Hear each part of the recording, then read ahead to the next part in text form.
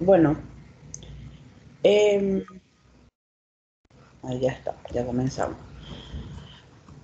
Bueno, eh, la clase de hoy que les quiero pasar es una clase, como les digo siempre, ¿verdad? Les estoy pasando más lo que ustedes van a necesitar realmente, más lo que ustedes van a ver realmente en el internado y después en el resto de su vida como médicos, independientemente de la especialidad que usen, que vayan a hacer. Les voy a hablar ahora un poco sobre lo que es la ecografía ginecológica y lo que es la ecografía obstétrica. ¿Por qué? Porque veo mucho error muchas veces en los exámenes y justamente ya que ahora los exámenes van a ser presenciales, ¿verdad? Tenemos las parciales presenciales y ¿cómo se dice? Los finales ni qué decir. Entonces, vamos a... Yo solía poner muchas preguntas sobre la forma de diagnóstico de algunas patologías. Y si no es el 50% es más de los alumnos me responden ecografía abdominal. O me responden ecografía obstétrica cuando de repente estamos pidiendo para una paciente ginecológica, estamos pidiendo un diagnóstico, por ejemplo, de miomatosis, por ejemplo, ¿verdad? Y me ponen ecografía obstétrica. Entonces estoy viendo que no están sabiendo la diferencia entre esos tipos de ecografía. Y no es necesariamente que ustedes vayan a ser ecografistas o que vayan a ser imagenólogos, pero a la hora de hacer el pedido tienen que pedir bien.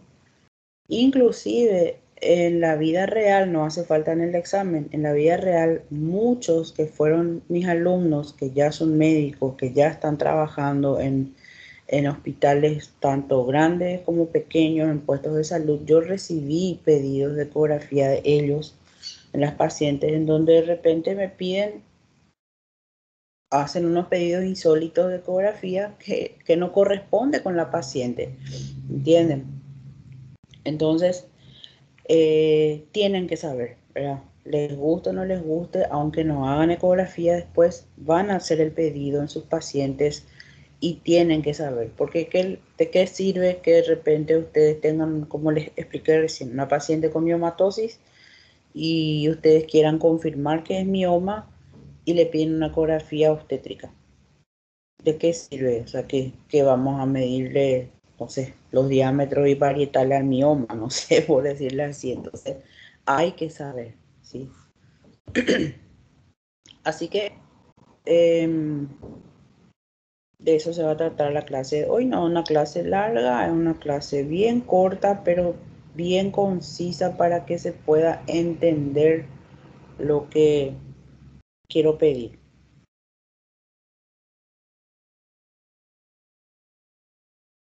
Bueno, como siempre, me van parando si es que quieren hacer alguna pregunta, ¿sí? Entonces, vamos a ver los dos tipos de ecografía, la ginecológica y la obstétrica. Y atención porque la ginecológica se divide en dos, ¿sí? Nosotros podemos hacerle una ecografía ginecológica transvaginal a una paciente que ya no es virgen, por supuesto, y en las que estamos sospechando o queremos confirmar algún diagnóstico de alguna patología ginecológica, ¿sí? Sea hiperplasia endometrial, adenomiosis, miomatosis, pólipos endometriales, quistes de ovario, todo lo demás, pero que enfermedad pélvica inflamatoria también, pero en una paciente no virgen. Lógicamente, porque tenemos que introducir el transductor transvaginal o transcavitario dentro de la vagina, justamente. Pero también tenemos la ecografía ginecológica pélvica o ginecopélvica. Vayan tomando nota. En la que esa ecografía ginecológica pélvica o ginecopélvica hacemos en pacientes no vir, pero pacientes vírgenes. Por ejemplo, las adolescentes que todavía no tuvieron relaciones sexuales, pero que reclaman o vienen a consultar por alguna dolencia o por algún problema ginecológico que sea, irregularidad menstrual, amenorrea, inclusive dolor en bajo vientre, un dolor crónico, todo ese tipo de cosas. ¿Está bien? Bueno, podemos, por supuesto, usar también este tipo de ecografía en las mujeres que ya no son vírgenes, pero por ejemplo, ¿en quiénes? Podemos usar cuando la paciente es bien delgada y va a dar para ver abajo, se coloca en la pelvis, bien encima de la sínfisis del pubis, el transductor convexo, el normal que vemos en todas las películas y demás. Bueno, entonces esa ecografía podemos hacer en ese tipo de pacientes, mujeres delgaditas que no tengan un panículo adiposo importante, ¿verdad? En el abdomen, en mujeres vírgenes, y de repente podemos usar también en las mujeres eh, más mayores, ¿sí? Más viejitas, aquellas que de repente también sospechamos alguna patología, pero ya probablemente por hace mucho tiempo no tienen más relaciones sexuales, entonces va a ser un poco más molesto y doloroso utilizar un transductor endocavitario en una mujer de avanzada edad, ¿sí? Y la obstétrica, ya saben, la obstétrica usamos en las embarazadas.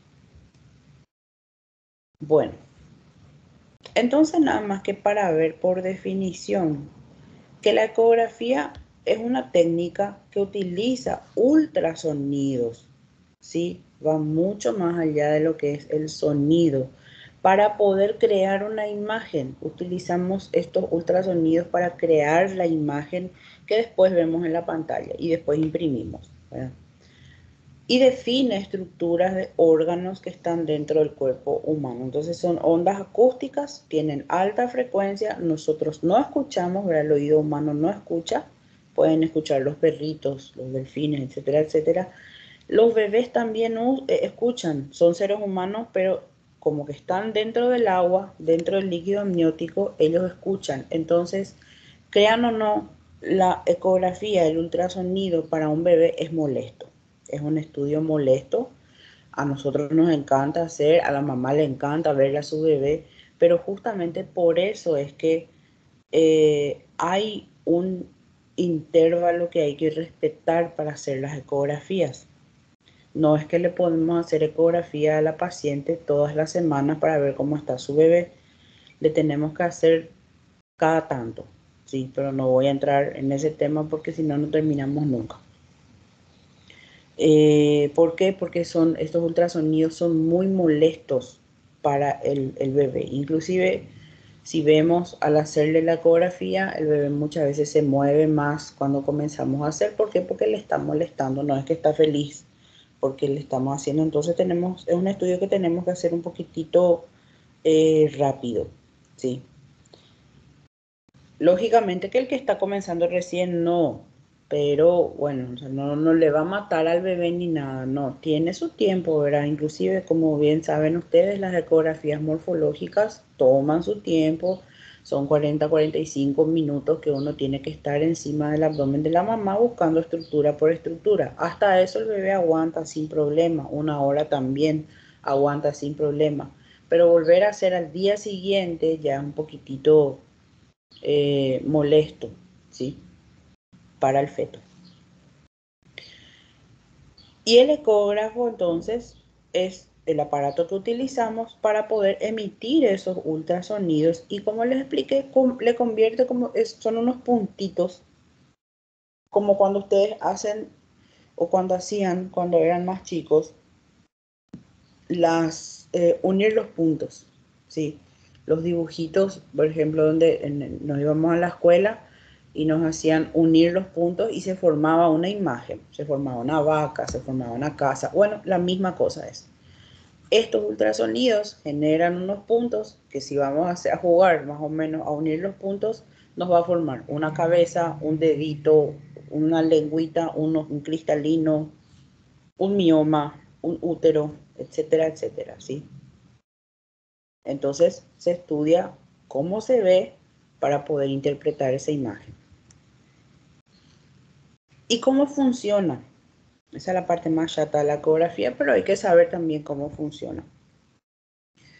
Como dijimos, los ecógrafos producen un haz ultrasónico, ¿verdad? Es unos rayos ultrasónicos que van a todas las estructuras, los órganos, ¿verdad? Que son atravesados por ese haz, van a oponer resistencia al paso de ese sonido, ¿verdad? Eso se llama impedancia sónica. De una forma, entonces lo que pasa es que la imagen es como si fuera que se va a dar vuelta, es como si fuera que ustedes tienen un espejo, se ponen frente al espejo y mandan el ultrasonido hacia el espejo. Entonces, ¿qué pasa? No se, el órgano o la estructura que estamos viendo bloquea el paso de esas ondas y hace un efecto rebote. Entonces, ese efecto rebote con ese haz de ultrasonido genera esos puntitos y hace que se forme la imagen, ¿sí? Como dice ahí, como si fuera que se comporta la luz ante el espejo. Sabemos bien que la luz no atraviesa el espejo, rebota, ¿verdad? Entonces, se producen ecos, reflexiones, que eso se detecta, se registra y se analiza por las pequeñas computadoras que están dentro de los ecógrafos. El ecógrafo es como si fuera una computadora pequeña, como si fuera una computadora portátil. Si es la portátil, si es que es la fija, entonces, pero igual, son al lado de las computadoras o al lado de lo que procesa, perdón, al lado de lo que procesa son pequeños, pero tienen una memoria increíble, ¿verdad? Enorme. A medida que van avanzando, entonces son cada vez mejores, ¿sí? Y de ahí entonces eso nos crea esa imagen en esa computadora y nosotros podemos imprimir, ¿sí? O hacer un video. También podemos congelar la imagen porque tenemos la opción de frizar o congelar en el ecógrafo en un momento determinado. Por ejemplo, cuando yo quiero medir una estructura, yo frizo, congelo la imagen y mido entonces la estructura, ¿sí? Y eso puedo imprimir después y es mucho más fácil para pasar al papel y explicarle a la paciente. Bueno, entonces, la ecografía ginecológica es una técnica de exploración que no es invasiva y que nos permite visualizar a los genitales internos de la mujer. Como les expliqué al principio, podemos realizar por diferentes vías. Entonces, lo que tenemos más frecuente es la transvaginal, ¿verdad? Pero como dijimos, la transvaginal no podemos utilizar lógicamente en pacientes vírgenes, entonces utilizamos la otra que es la pélvica y si no podemos pedirla, por ejemplo, en el caso de un dolor en bajo vientre, el dolor en bajo vientre muchas veces no va a ser, la causa no va a ser solamente la parte ginecológica, puede ser de otra causa y puede que el dolor esté reflejado, nada más que eso. Entonces hacemos una ecoabdominal en esos casos, ¿sí? Pero cuando mi sospecha fuerte por la clínica, acuérdense, siempre primero la clínica y después la parte de las imágenes, ¿sí? Entonces, primero la clínica. Si la clínica a mí me dice que el problema es ginecológico, entonces le pido la transvaginal o la pélvica, dependiendo de la paciente, ¿sí? Bueno, como dice aquí, es una técnica complementaria, porque simplemente me va a ayudar a confirmar el diagnóstico que yo estoy haciendo mediante la clínica, ¿verdad? Y después de hacerle toda la revisión, examen físico, historia clínica, entonces una ecografía nos va a aportar información para poder encerrar ese diagnóstico y ahí tomar una decisión. Bueno, la ecotransvaginal. La ecografía transvaginal, entonces, es un método que sirve para captar imágenes del aparato genital en las mujeres. Normal. Colocamos una sonda transcavitaria manual, ¿verdad? Directo dentro de la vagina y movemos la sonda para poder captar las estructuras pélvicas y ahí también observamos imágenes de ultrasonido en el monitor, ¿sí? Entonces, ¿por qué en estos casos es más, es mejor realizar esta ecografía? ¿Por qué? Sería mejor realizar una ecografía transvaginal simplemente porque la distancia que nosotros tenemos del órgano o de los órganos genitales al transductor es nada más que de 3 centímetros. ¿Sí? El transductor se encuentra a 3 centímetros de las estructuras, entonces nosotros da para medir mejor, da para ver mejor tipo de estructuras que estén ahí o de patologías también que estén molestando ahí y vemos todo mucho más de cerca. En cambio, cuando hacemos la ecografía pélvica, ginecológica pélvica, la distancia que tenemos desde el abdomen o desde la pelvis hasta los órganos es de 7 centímetros.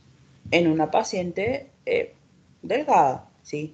Ahora, en una paciente un poco más gordita son más centímetros, entonces es más difícil, se hace más difícil la visualización, ¿sí? Bueno. Entonces, como les expliqué, esta prueba se hace para las mujeres que tienen trastornos de infertilidad, sangrados anormales, trastornos menstruales, dolores en bajo vientre que a ninguno de todos los otros estudios no nos podemos explicar. Entonces, hacemos una eco transvaginal de repente para ver el porqué. Malformaciones congénitas del útero y de los ovarios y tumores e infección. La enfermedad pélvica inflamatoria y las infecciones vaginales que generan leucorrea, generan flujo, que el flujo primero se genera arriba, ¿sí? Adentro del cuello y después sale a la vagina, nosotros ya podemos visualizar en fondo de saco de Douglas mediante una ecografía e inclusive en el caso de una infección, si la paciente no manifestó todavía flujo, pero ella manifiesta de repente un dolor en bajo vientre, no explicado, no sabe el por qué, pero manifiesta el dolor constantemente durante todo su ciclo, un poco menos en la parte menstrual, nosotros ya podemos encontrar ese flujo atrapado en fondo de saco de Douglas. Y como ustedes saben, todo líquido que se encuentra en fondo de saco de Douglas, en fondo de saco vaginal, irrita a las estructuras que están ahí presentes y eso produce ese dolor, esa molestia en bajo vientre. Y muchas veces la paciente nos refiere que no tiene ninguna secreción, que no ensucia su ropa interior, pero el flujo está allá arriba, allá adentro, ¿sí? Bueno, ¿y cuándo vamos a pedirle la ecografía ginecológica? Y atención a ese slide, sí, y atención a lo que yo les voy a decir, que eso es lo que yo suelo preguntar en los exámenes y ahí es que ustedes se confunden. ¿Cuándo le pedimos ecografía ginecológica a la paciente? Primeramente para evitar la laparotomía, que como ustedes saben, al final de cuentas es una cirugía, ¿sí? Entonces, ¿para qué vamos a irnos tan lejos? ¿Para qué vamos a irnos a la laparotomía? Siendo que podemos evitar, ¿sí? Ahí dice que puede ser mortal, pero más en el sentido porque que es una cirugía y tiene sus complicaciones, nada más que eso. Puede tener también sus secuelas, la inflamación abdominal, las cicatrices. Revelar también las causas de amenorrea que no sean de embarazo. Entonces ya la paciente se hace un análisis, le da negativo, hacemos una ecografía ginecológica y podemos ver que de repente ya está con un quiste o que está con un ovario poliquístico o que está con algo en el útero que le esté impidiendo menstruar. Detección de embarazo. La primera ecografía durante el embarazo es transvaginal.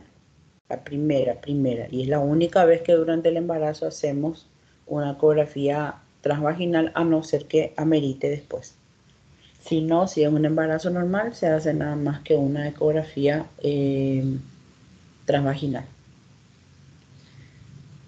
En casos de infertilidad, la infertilidad también podemos solucionar a tiempo cuando hacemos un diagnóstico oportuno, ¿verdad?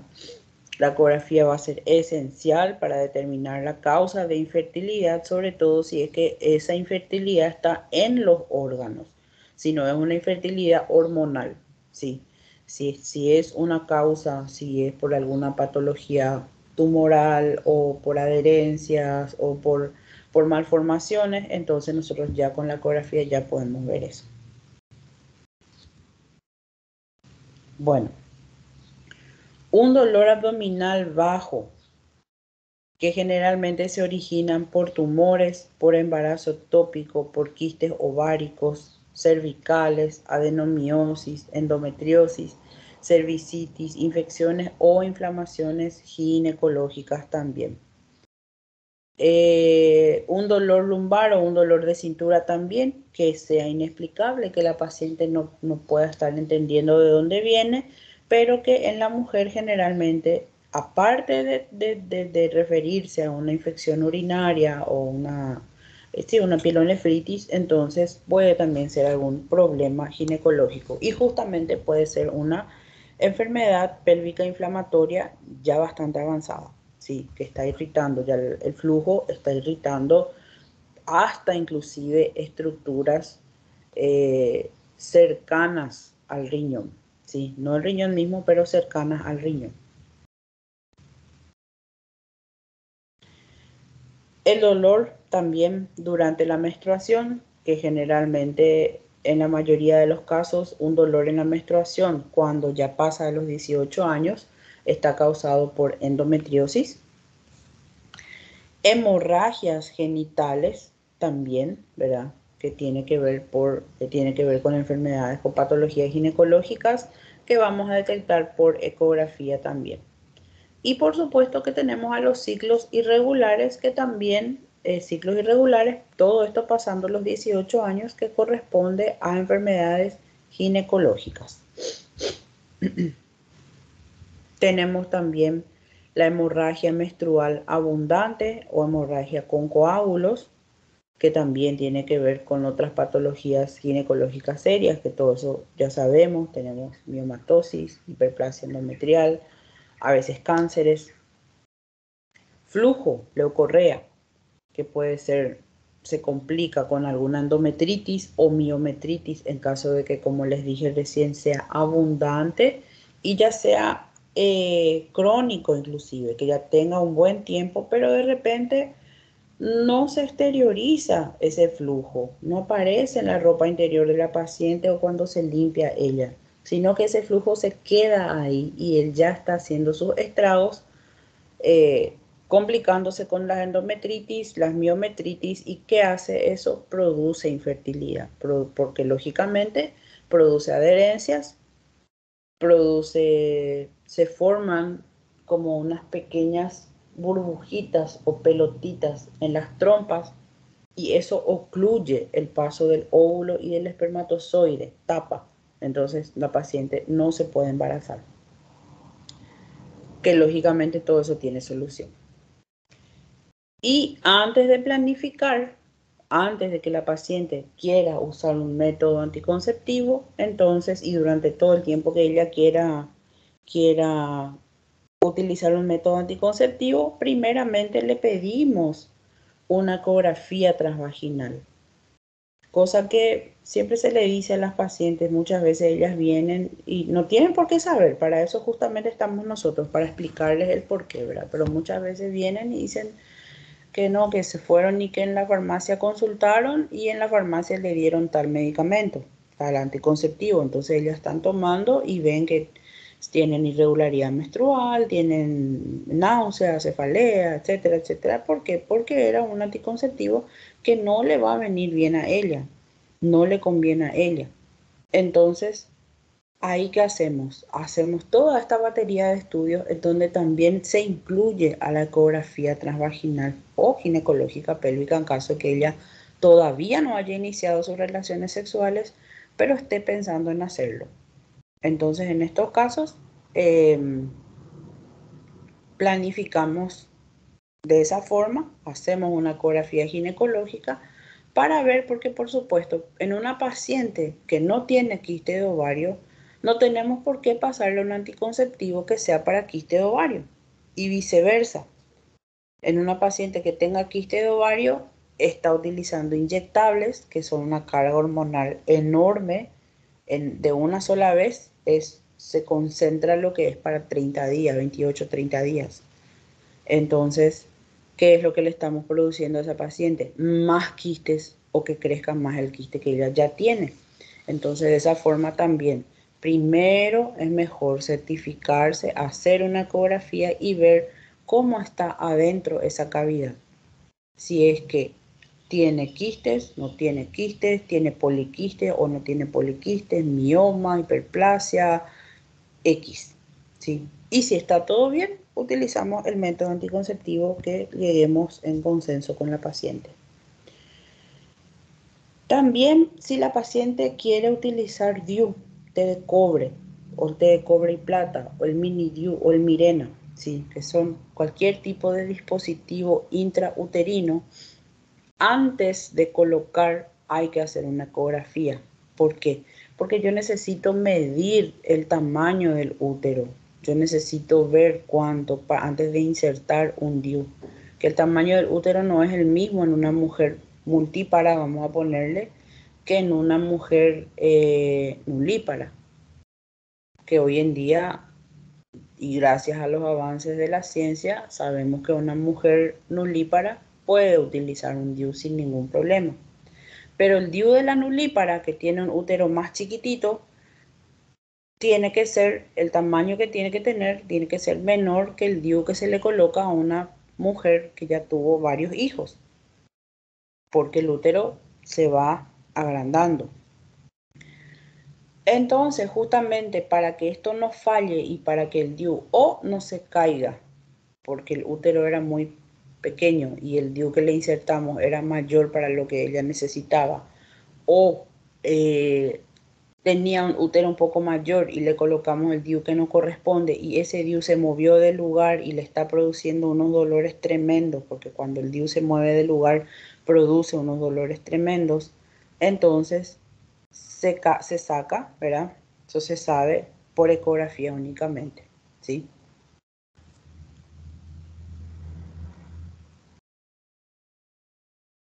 Bueno, también es útil realizar la ecografía posparto. En el siguiente control que tiene la paciente, no a los 8 días, pero por ejemplo, le podemos hacer un control a los un mes, después de que, o 40 días después de que tuvo su bebé, para prevenir complicaciones que sean miometritis, peritonitis o retención de restos, que generalmente después de ese tiempo se manifiestan, si no se manifiestan antes. Pero como forma de control podemos hacer los 30 a 40 días. Antes de cualquier cirugía ginecológica también, para poder prevenir complicaciones operatorias, ¿verdad? No sabemos de repente si es un tumor o es un embarazo. Muchas veces las pacientes dicen, estoy con caso muy, muy conocido. Un segundito.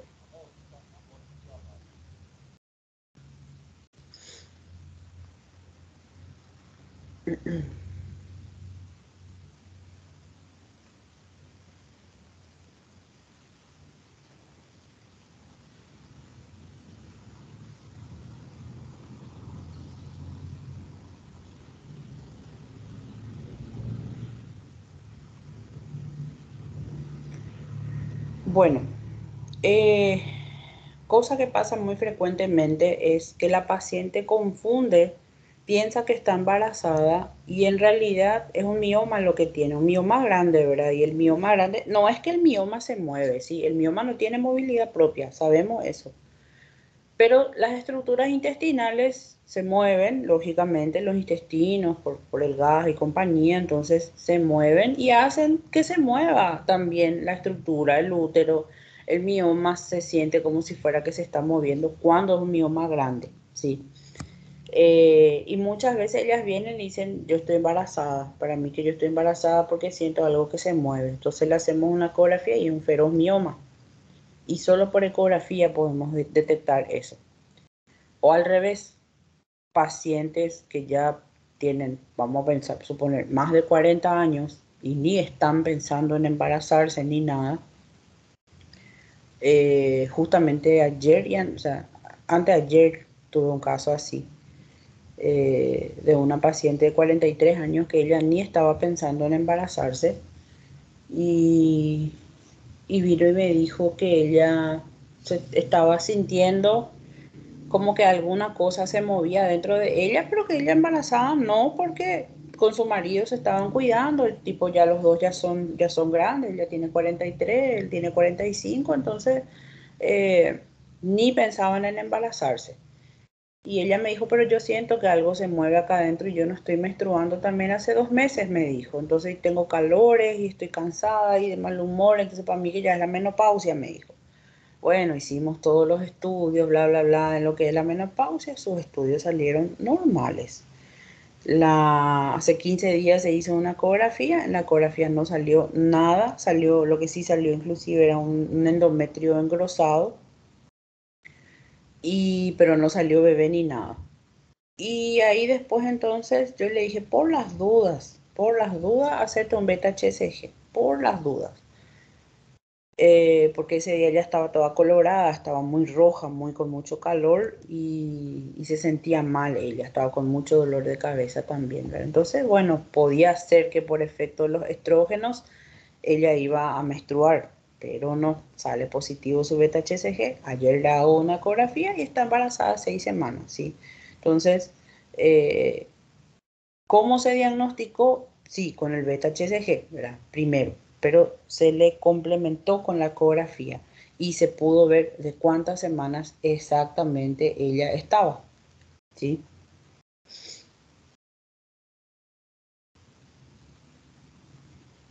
Bueno,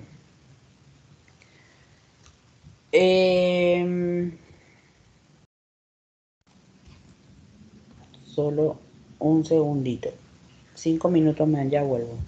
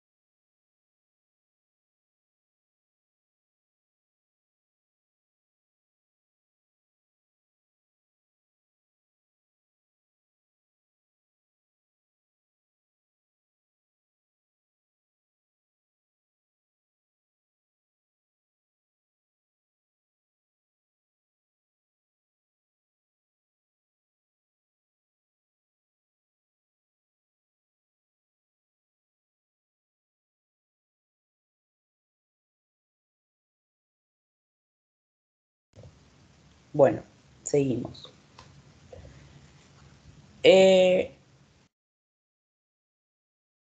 Entonces, como les estaba diciendo, tenemos la parte, que en ese caso sería para descartar embarazo, en el caso de que la paciente no esté segura y también el médico no esté seguro. Muchas veces ella acude ¿qué es lo que más frecuentemente va a pasar con ustedes? Es que la paciente, cuando ustedes empiecen recién a ejercer la profesión, ustedes van a ser primeramente médicos generalistas. Los que decidan no hacer una especialidad y decidan empezar a trabajar ya directamente, entonces van a recibir pacientes de ese tipo, pacientes mayores, señoras grandes de más de 40 años, que van a querer de repente saber qué es lo que está pasando con ellas, porque ellas piensan que no están embarazadas.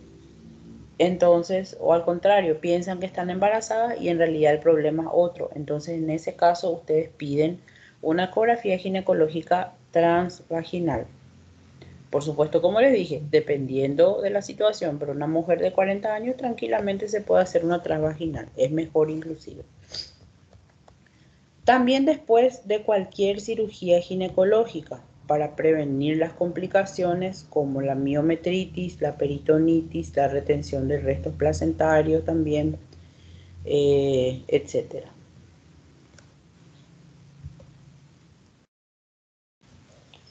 Bueno, entonces, a modo de resumen, la ecografía revolucionó el campo de la ginecología porque nos sirve para afinar el diagnóstico en muchos procesos, ¿sí?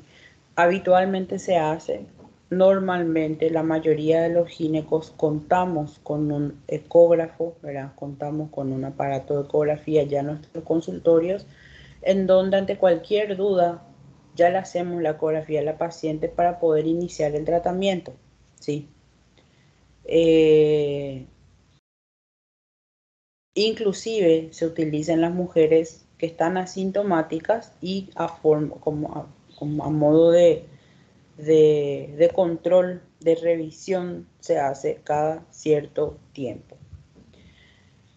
Lo que sí no estaba acá en este slide son algunas consideraciones, algunas cosas que eso les voy a decir yo, de cómo se hace, no de cómo se hace y de en qué casos se hace. Ya vimos la mayoría de los casos en los que se hace. Pero, ¿cómo se hace?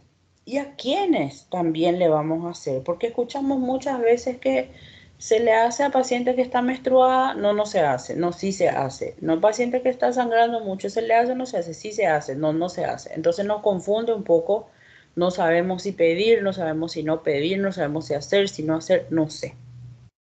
Bueno, todo depende del ojo del operador. El ecógrafo o la ecografía es un método de estudio, como se le dice, nosotros le decimos operador dependiente. Depende de la experiencia que tenga ese médico en ecografía, depende también de cómo él puede visualizar y cómo él puede entender las imágenes que se están proyectando en la pantalla, y no tiene absolutamente nada que ver que el ecógrafo sea un modelo 2025, por decirles así, a un ecógrafo que sea modelo 2000. Le digo eso porque tampoco van a usar uno de 1988. No, también eso no.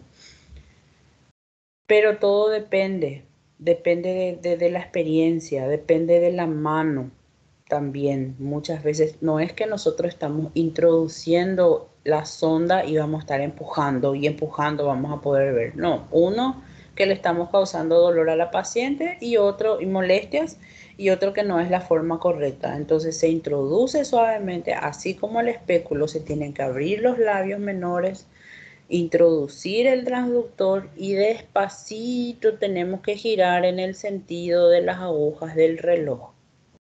Y así después otra vez de vuelta en el sentido antihorario, y si ven algo que les llamó la atención, entonces se van a esa estructura un poquitito más cerca y frisan la pantalla para poder medir el, el ¿cómo se dice? Poder medir lo que vieron, ¿sí? Bueno. ¿Cómo se hace? Se le hace a la paciente sin deseos de orinar. La paciente tiene que haber evacuado la vejiga. Primera cosa, que de repente ellas llegan, ya tomé 2 vasos de agua y estoy a punto de hacer xixi. Tiene que vaciar su vejiga cuando vamos a hacer una ecografía ginecológica transvaginal. ¿Cuándo vamos a hacer la ecografía pélvica? Sí, si es que es una ecografía pélvica, tiene que estar con vejiga cargada porque yo necesito que los órganos se levanten, lógicamente, entonces que yo pueda ver más de cerca en el abdomen. Misma cosa si hubiese una ecografía abdominal también. Para una ecografía obstétrica no hace falta, pero cuando es ginecológica transvaginal, la paciente tiene que haber orinado. Bueno, muchas veces pasa que la paciente, le estamos haciendo ecografía a la paciente y no conseguimos ver absolutamente nada. ¿Por qué? No conseguimos ver nada porque está lleno de gases. Entonces es mejor realizar esa ecografía antes de que ella coma. Si va a hacerse a la mañana y vamos a hacerle como un control de rutina, entonces le pedimos que sea en ayunas, ¿sí? Que no haya comido nada que le produzca gases. Y si de repente comió, entonces que sea algo que no tenga azúcares, que no tome refri, ¿verdad? Gaseosa, que llene de gases el abdomen. Si la paciente está con muchos gases y yo no estoy consiguiendo ver nada, entonces yo le cito en 8 días otra vez, le paso una medicación antiflatulenta, le cito en 8 días y en 8 días vuelvo a repetir el estudio, ¿sí? ¿Qué pasa? Lo que es más frecuente, si está sangrando, si ella justamente vino a consultar por una alteración, por un trastorno menstrual y por una menometrorragia, vamos a suponerle, viene ella a consultar por eso. Entonces, ¿qué hacemos? ¿Qué le damos en este caso? O sea, ¿le hago yo igual la ecografía en ese momento o no le hago en ese momento? Hay muchos ginecos o muchos médicos que prefieren esperar a que pare la menstruación para poder hacerle la ecografía y hay muchos que prefieren hacerla ahí en el momento del sangrado. Bueno, lo mejor es hacerla en el momento del sangrado. Y ahí ustedes me van a decir, doctora, pero ¿y si ella está chorreando y está sucia y pasa todo su absorbente y qué sé yo?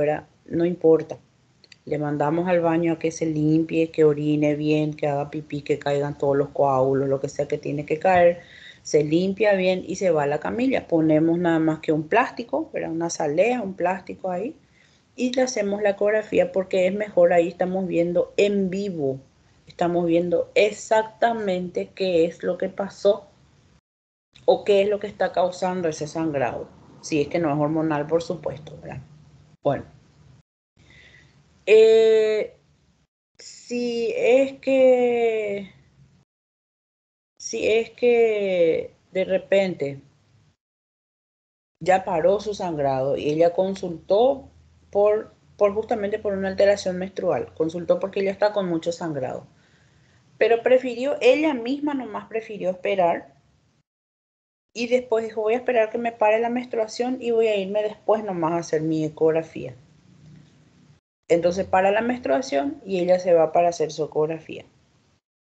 En ese caso, entonces, ¿se puede hacer igual la ecografía? Sí se puede hacer, solamente que probablemente no vamos a encontrar ya lo que le estaba produciendo ese sangrado, ¿verdad?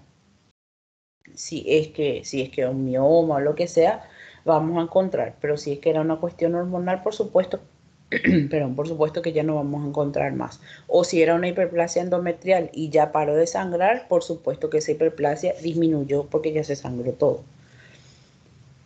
Eh, Si es que es un postoperatorio inmediato, si es que es por una histerectomía, supongamos, y la paciente refiere molestias todavía y tal, si es que hay que hacerle, sí, se puede hacer. Es un poco molesto, pero sí hay que hacer. Siempre se coloca gel, tenemos que hacer las ecografías con el gel a base de agua. y utilizar un protector vaginal, un preservativo que sea, por ejemplo, ¿verdad? O cualquier tipo de protectores, hay inclusive protectores que son para los ecógrafos o los preservativos que son justamente para ecografía específicamente, ¿verdad? No están lubrificados, sirven para dar una mejor visión, entonces eh, existen estos protectores vaginales para los transductores, para los ecógrafos. Y, y eso, creo que eso sí, sí, eso es lo que en los casos en los que tenemos que hacer y cómo tenemos que hacer una ecografía transvaginal. Por supuesto, con la para paciente en posición ginecológica. Hay otras variantes, hay otras variantes que tenemos también, por ejemplo, la sonohisterografía, que colocamos solución fisiológica, suero fisiológico, se le inyecta a la paciente dentro de la cavidad vaginal y se le hace la ecografía en posición ginecológica y eso se hace em, para ver si hay pólipos, ¿verdad? Que con el líquido, o sea, el líquido lo que va a hacer es hacer que se visualice mejor un pólipo endometrial, por ejemplo. Entonces, en esos casos podemos utilizar la sonohisterografía, que es muy útil. Es un poco desastroso porque moja todo, ¿verdad? Después tiene que caer el suero, lógicamente, pero es bastante útil para hacer en los casos de pólipos, ¿sí? Bueno, ¿tienen alguna pregunta o duda o consulta sobre esto?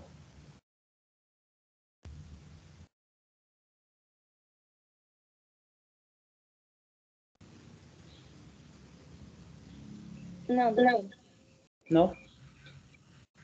Bueno, está bien. Entonces le voy a disponibilizar entonces ya el slide aquí y, y bueno, y nada más que eso. Entonces espero que estén todos bien. Con respecto a otra vez, todas las veces que pueda les voy a estar hinchando con eso, con lo de la extensión universitaria.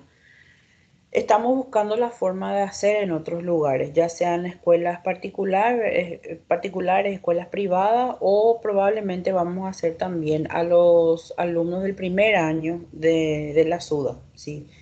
Los chicos más jovencitos que ustedes. Porque las escuelas siguen, los docentes, los maestros siguen en huelga, siguen de greve, entonces ahora están pidiendo más dinero inclusive, entonces hasta que no se les dé ese dinero, ellos no van a volver a las clases. Entonces ya nos están atrasando un poco con este tema. Así que voy a estar avisando, ¿verdad? Dónde vamos a hacer, si vamos a hacerles ahí a los chicos de la SUDA y si vamos a hacer en las escuelas privadas. ¿Está bien? Pero voy a estar avisando. Bueno, muchísimas gracias a todos por estar por ahí. Suerte, vayan a sus prácticas y estudien mucho, ¿sí? Que estén bien, buen fin de semana. Chao, chao.